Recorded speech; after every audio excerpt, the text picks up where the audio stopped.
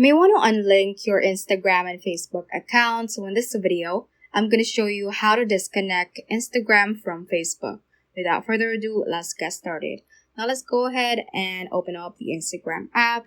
And from here, click on your profile icon at the bottom right-hand corner to get to your profile page.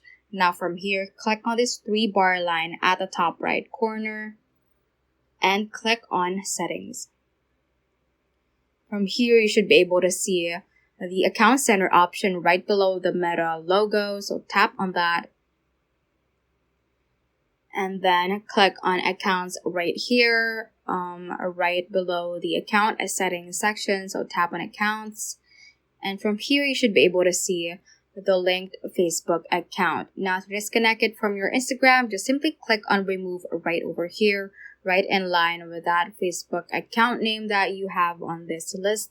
So just click on Remove, and this window will pop up to confirm if you want to remove this account from your account center. So if removed, you will lose access to connected experiences. For example, you won't be able to share login info, and you won't be able to find and message friends, and you also won't be able to share stories and posts across your account. So just click on Continue right over here if you want to do that, and click on Remove to confirm the decision.